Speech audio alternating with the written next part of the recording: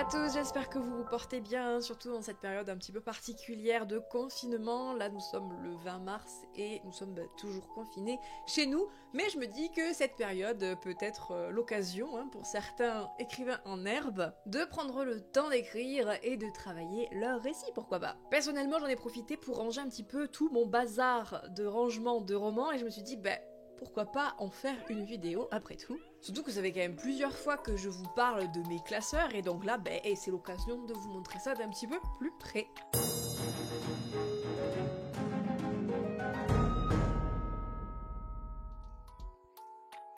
Je vous présente l'incubateur qui est un trieur, un très vieux trieur tout déglingué. Il va avoir 10 ans ce petit truc, voilà. Et en fait il regroupe tous mes romans qui sont encore à l'état embryonnaire, si on peut dire. Qui sont à l'état plus d'idées que de récits. Et donc en fait je profite de ces intercalaires là pour regrouper un peu les idées en vrac qui me viennent par rapport à ces futurs romans là.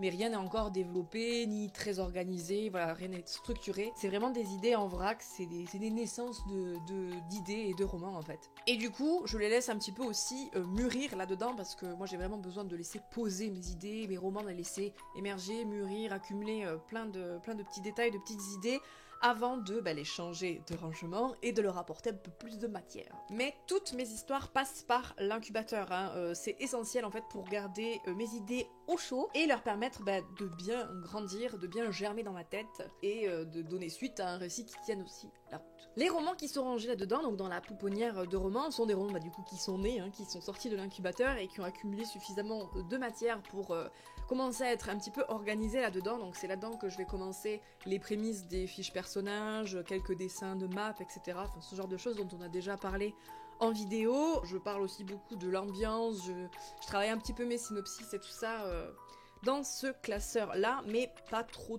non plus. Voilà, là je commence un peu à organiser les idées qui ont émergé dans l'incubateur, grosso modo. Et selon mon inspiration, ma vitesse d'écriture, les idées qui viennent, etc., les romans restent plus ou moins longtemps là-dedans en fait. C'est là qu'ils prennent forme et donc ça varie en fonction de plein de paramètres qui dictent un peu mon inspiration et mon efficacité en écriture et tu sais quoi. Mais du coup c'est une étape que j'affectionne particulièrement parce que voilà, les romans prennent forme, donc du coup c'est toujours grisant de voir quelque chose qu'on construit qui commence à prendre forme et à prendre de l'ampleur.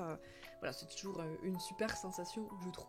Et après leur passage en pouponnière, du coup mes romans sont prêts à devenir indépendants. Ils sont prêts à devenir indépendants et donc je les range dans des classeurs indépendants ou des carnets, ça dépend. Voilà, ça peut être forme de petits carnets comme ça peut être des classeurs avec plein d'intercalaires, ça dépend un peu du format du roman, ça dépend du style, ça dépend du genre, et ça dépend de comment j'ai envie de l'écrire, etc. Il y a plein de choses qui rentrent en jeu. Dans tous les cas, il faut que le support me mette à l'aise pour que je puisse continuer de développer l'univers et l'écriture, c'est hyper important pour moi, voilà, il faut que le support corresponde à l'identité du roman et que je sois hyper à l'aise avec ce support-là. Voilà, si la façon dont j'ai rangé les choses de ce roman-là ne me convient pas, ça sera pas du tout productif, donc il faut vraiment que je prenne le temps de choisir le bon objet, le bon support pour ranger ce roman-là et continuer de l'étoffer, de l'écrire, de le construire. Alors je vous ai montré ce petit carnet-là, et c'est vrai que pour lui et pour un autre roman, il y a quand même des petites exceptions qui arrivent de temps en temps, et ce roman-là n'a pas eu besoin de passer par la case pouponnière. Il a été dans l'incubateur, oui bien sûr, mais il n'a pas été en pouponnière parce que voilà, il y a certains romans qui ont des besoins un petit peu spécifiques, et donc lui, vu que je dois l'écrire manuscrit, que je l'illustre et tout ça, en fait j'ai préféré directement le mettre en forme sur un support indépendant et pas dans mon classeur pouponnière. Bref, voilà, ça dépend des romans aussi. Enfin, ça reste assez rare, j'en ai quand même une quinzaine, je crois que j'en ai une quinzaine dans mon classeur pouponnière, donc il y en a quand même une grosse partie qui passe en pouponnière. Celui-là c'est assez exceptionnel, il est un petit peu à part celui-là. Et pour terminer, j'ai ce tout petit carnet là qui est en fait un répertoire qui répertorie, incroyable, on n'y croyait pas, dis donc, qui répertorie tout mes romans. Voilà, il y a une feuille, un roman, et en fait à l'intérieur je me note le titre du roman évidemment, combien de tomes il compose, et surtout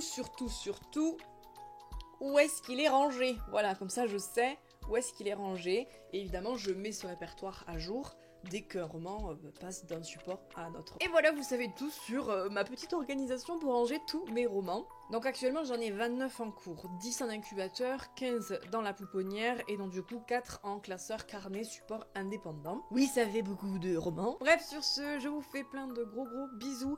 Je vous dis courage hein, bien sûr pour la suite de ce confinement. Prenez soin de vous, profitez-en pour créer, pour vous reposer. Et moi je vous dis à bientôt. Allez,